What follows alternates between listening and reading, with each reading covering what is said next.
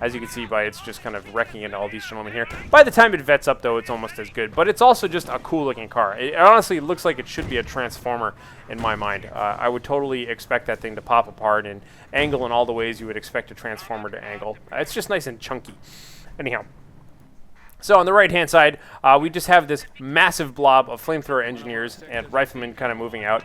All dangerous stuff to have to deal with. And honestly, a really good counter to the pseudo pile spammy snipery machine gunny style build of LuckySTILET here, who was in fact unlucky with the way things turned out.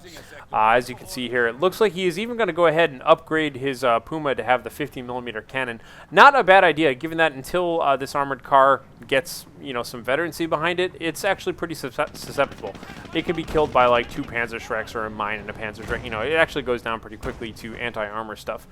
So once this is done, we'll luckily see, yep, there it goes. You'll notice, by the way, that this also gets this beautiful looking 5-pointed antenna on it, which is kind of weird.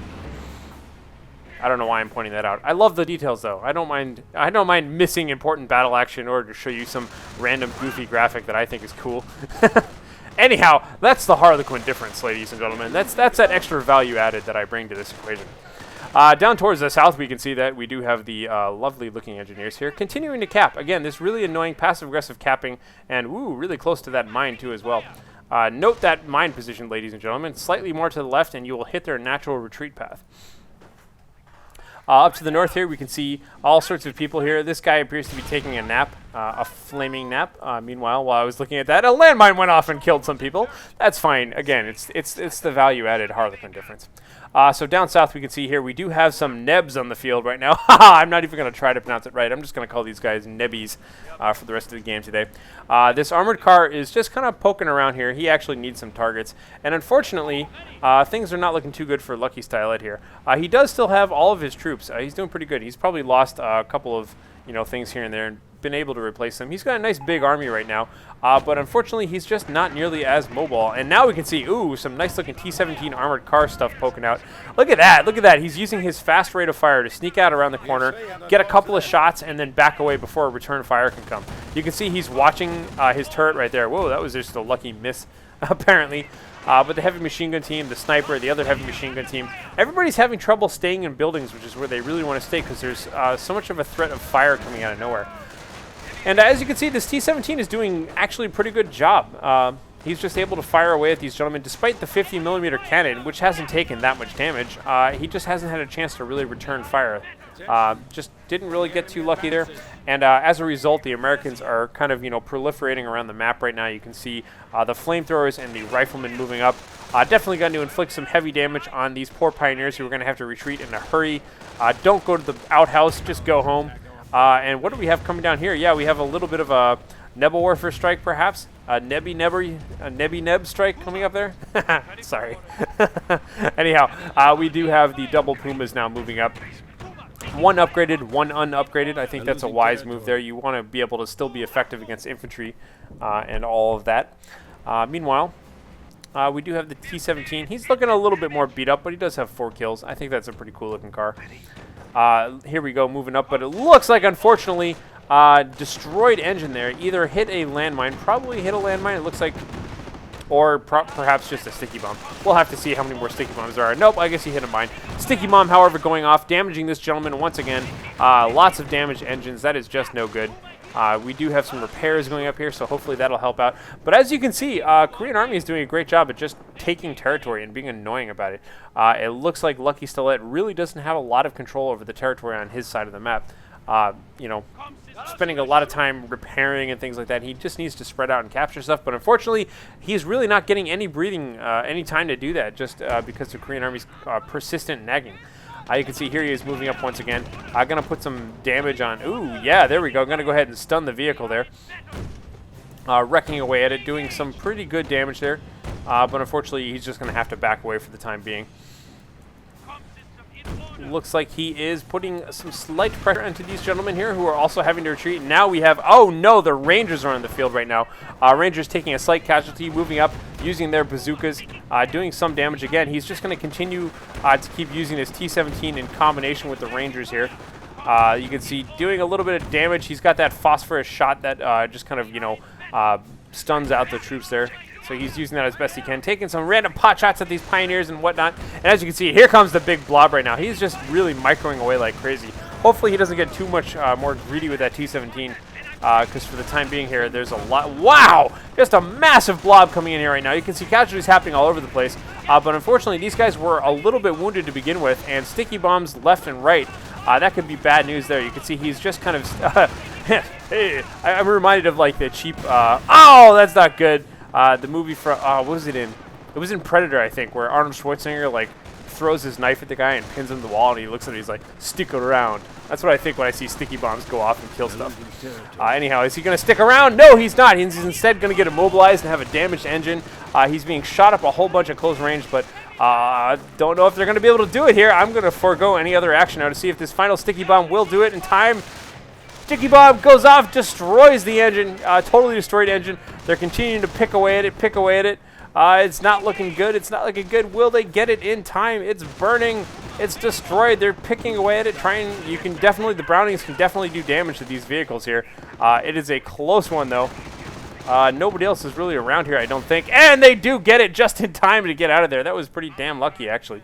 Meanwhile, this T-17 is prowling around here with 10 kills, doing his thing.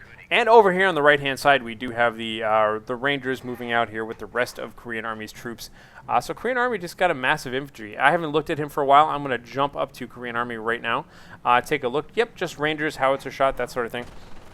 As you can see, we do have some kind of light footsie going on in here on the right-hand side as this one Pioneer. Oh, this poor one Pioneer. That's the last thing you want to hear coming up behind you is a T-17 and a whole bunch of Thompson submachine gun fire. Second T-17 armored car is out on the field right now. Again, these are slightly more expensive, although I'll have to look up the exact differences there.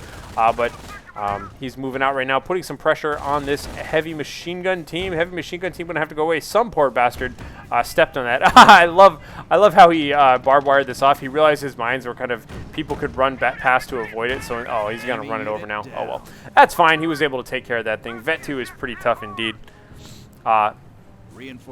Anyhow, that's pretty cool though. You can see they get a little bit tougher once they hit Vet 2. You can see the little additional sandbags or whatever the hell is on them. Who knows exactly. But yeah, man, I just love the way he was curving those troops into the field like that, so they'd make sure to hit the landmines. Anyhow, let's take a look up here and see what's going on. As soon as I said that, I went back down south. I don't know. I have no idea where I'm going. But that's fine. Capping the northern victory point, definitely important because it is 349 to 199 right now. LuckySTILET is behind despite his earlier advantages. He does have, tentative control over this right-hand side, and he is about to grab the left-hand side. But honestly, that doesn't matter so much. He needs to be worried more about the army that's on the field right now. You can see here that this armored car is, still upgraded with the 50mm gun. It just has a lack of targets for the time being.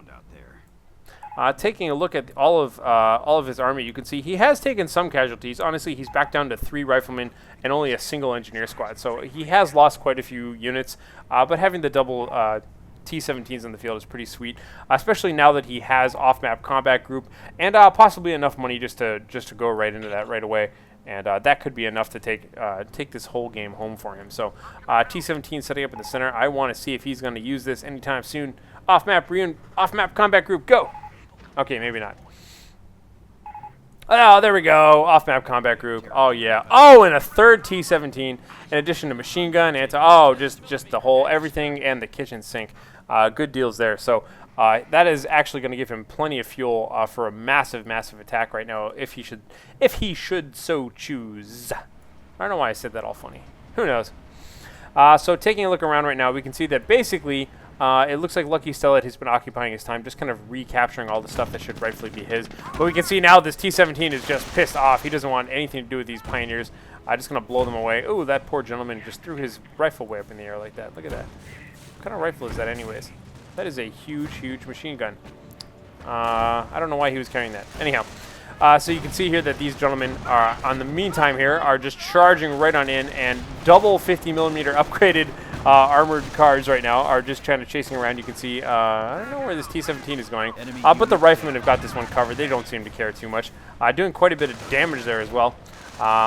getting the sticky bombs off. Mr. Dude is slow, and everybody else here is charging on in. That's looking quite good indeed. The riflemen are just going to continue pouring on in because these 50mm guns are not nearly as effective against them, especially now that the T-17s are just coming in from all angles here. Going to go ahead and use those phosphorus rounds, just going to go ahead and stun these guys. Now everybody's just piling in on top of all of these troops. Oh god, that is not looking good. You can see his entire, like, the bulk of his army here is just stuck. And more towards the south, you can see that all of the off-map combat group is just charging in. Things are looking terrible. Oh, he's just taking so much damage inside of his base. All of his vehicles are being isolated up top right here. Just getting absolutely wrecked. The T-17's attacking from all angles here. The Nebelwerfers are going down. Not looking good. Massive, massive attack. Capturing this vital, vital point in front of LuckySTILET's base here. Things are looking beautiful right now for Korean Army. You can see he's got his very forward anti-tank gun. And the playback is over. LuckySTILET has left the game. And I think that's a wise choice there indeed. And you can see, ooh, look at this freeze motion, time stopping here. We can see the shell is on the way there. Anyhow, ladies and gentlemen, Harlequin here. I hope you enjoyed this replay. Once again, what? I don't know. Subscribe to me or something, I guess. Whatever. Anyhow, talk to you guys later.